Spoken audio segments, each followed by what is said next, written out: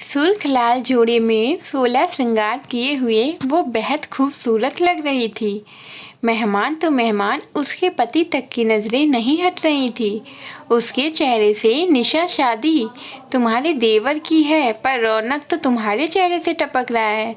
भाई, राज क्या है? 7 साल के बच्चे की माँ के आगे नई नवेली दुल्हन भी फीकी है। अगल बगल देखकर उसकी पड़ोसन ने कह ही दिया। सच में रिसेप्शन का दिन था, पर निशा की देवरानी रिया ने न केवल एक लाइट कलर का लहंगा डाला हुआ था, बल्कि मेकअप भी बहुत हल्का किया था। हालांकि ना वो निशा की तरह दबदब गोरी थी, ना ही उसकी तरह खूबसूरत, पर वो चाहती तो मेकअप आर्टिस्ट की मदद से वो भी अपने इस स्पेशल डे को और स्पेशल बना सकती थी। सास का तो चेहरा ही लटक गया था।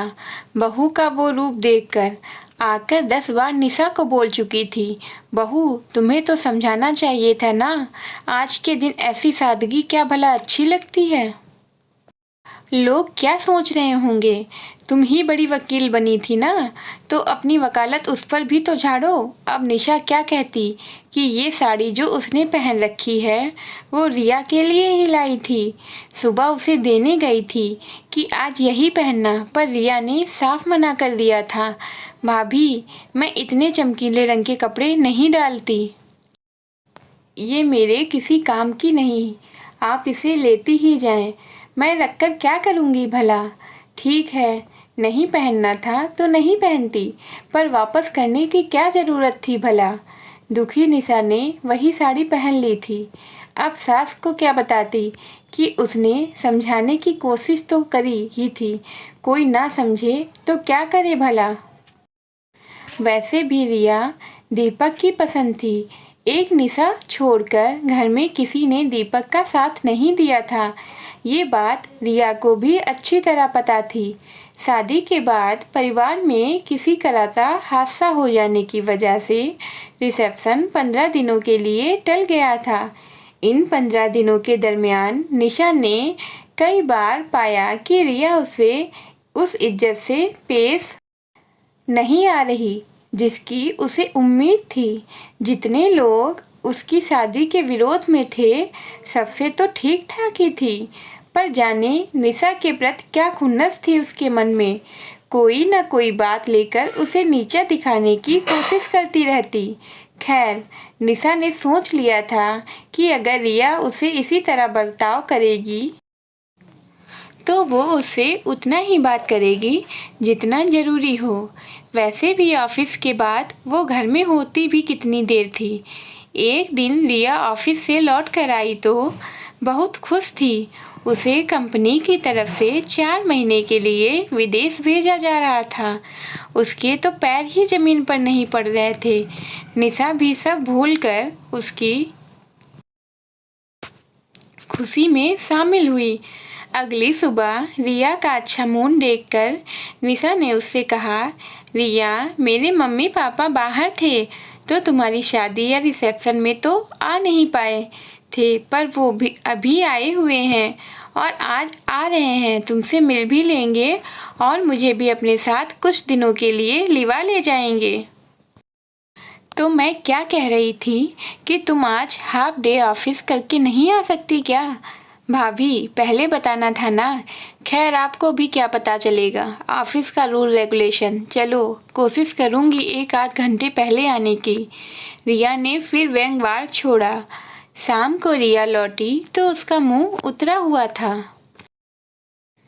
निशा के मम्मी पापा को प्रणाम कर वो अंदर चली गई। क्या हुआ रिया, तुम ठीक तो हो? हाँ ठीक हूँ, पर उदास सी लग रही हो, क्या बात है? भाभी, आपको ऐसा क्यों लगता है कि आपके पास मेरी हर समस्या का समाधान होगा? मेरी कंपनी ने मेरा डेस्टिनेशन चेंज कर दिया है और जहाँ इस बार पोस्टिंग हुई है वहाँ ज़्यादातर लोग नॉनवेज ही लेते हैं और आसपास 100-150 किलोमीटर तक कोई इंडियन रेस्टोरेंट नहीं है। मैं नॉनवेज नहीं लेती। तो बताओ 4 महीने तक ब्रेड बटर खाकर रहूँगी क्या? और ये मौका मिस किया तो शायद फिर कभी ना भेजें मुझे कंपनी वाले। वहाँ नई ब्रांच बन रही है, चली जाऊँ तो कैरियर ग्रोथ बहुत बहुत बढ़ जाएगा। बस इतनी सी बात, ये आपको छोटी समस्या लगती है? मेरे लिए तो छोटी है। तुम बाहर तो आओ। एक बार रिया बाहर आई तो निशा ने अपनी मम्मी से कहा, मम्मी रिया की पोस्टिंग चेंज हो गई है, स्पेन। अच्छा, देखो इसी को कहते हैं अंधा क्या मांगे दो आंखें। अरे बेटा, ये तो बहुत अच्छी बात है। देखो वहाँ हमारे साथ ही रहना। हाँ, मैं कुछ भी बहाने नहीं सुनूंगी। निशा की मम्मी की इस बात पर रिया आश्चर्य से एक बार निशा तो एक बार उसकी मम्मी की तरफ देखने लगी। रिया, मैं बताती हूँ, मेरा भाई स्पेन में ही है, अभी वहीं 2 महीने रहकर आए हैं मम्मी पापा। पर भाभी के बेबी होने वाला है तो इन्हें कुछ महीनों के लिए फिर जाना होगा। पर पापा का तो बिजनेस है जिसे 2 महीने छोड़कर जाने के बाद ही हालत ख़राब हो रखी है, तो लगातार नौकरों के भरोसे और छोड़ा नहीं जा सकता। तो मम्मी को छोड़कर पापा वापस आ जाते। अब भाई तो घर में रहता नहीं, भाभी को हिंदी कम ही आती है, तो मम्मी वहाँ हिंदी बोलने के लिए तरस जाती थी। इसीलिए कह रही हैं, हमारे साथ रहना तो इनका भी मन लगा रहेगा। अरे वाह, ये तो बहुत अच्छी बात है। पर अगर भैया का घर भी मेरे ऑफिस से दूर हुआ तो 1 मिनट गूगल करती हूँ। ओ माय गॉड, मात्र 10 किलोमीटर। आंटी, आपने तो मेरी सारी समस्या ही सुलझा दी। समस्या तो मेरी सुलझ गई बेटा, तुम्हारे साथ ही मैं भी टिकट ले लूँगी। भाभी सॉरी, अभी तक मैं आपको एक कम पढ़ी लिखी घरेलू औरत समझती थी और घर के लोगों को आपके आगे पीछे करता देख ईर्ष्या भी करती थी। आपसे सोचा करती थी आपसे मेरा क्या मुकाबला, पर आज समझ में आ गया कि आप उतनी भी हल्की नहीं हैं जितना मैं समझती थी। सॉरी की ज़रूरत नहीं है रिया, बस रिश्तों में सम्मान, अपनत्व और प्यार बनाए रखो, और कुछ भी नहीं। जो हमसे बड़े हैं उनकी प्रति इज्जत, उनकी शिक्षा, ओहदा या औकात देखकर नहीं होनी चाहिए। रिया, इतना समझ लो काफ़ी है। जीवन में खुशी चाहिए तो। सामान पैक करते वक्त रिया ने निशा से कहा, भाभी आपने जो रिसेप्शन में साड़ी डाली थी वो दे दो ना प्लीज़। वहाँ तुम साड़ी का क्या करोगी रिया? अरे भाभी का बेबी होगा तो फंक्शन में डालूंगी ना, बुआ जो हूँ, रिया ने मुस्कुराकर कहा।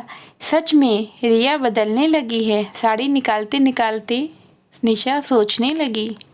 अगर आपको मेरी कहानी पसंद आई हो तो मेरे चैनल को लाइक और सब्सक्राइब ज़रूर करें। Bye bye.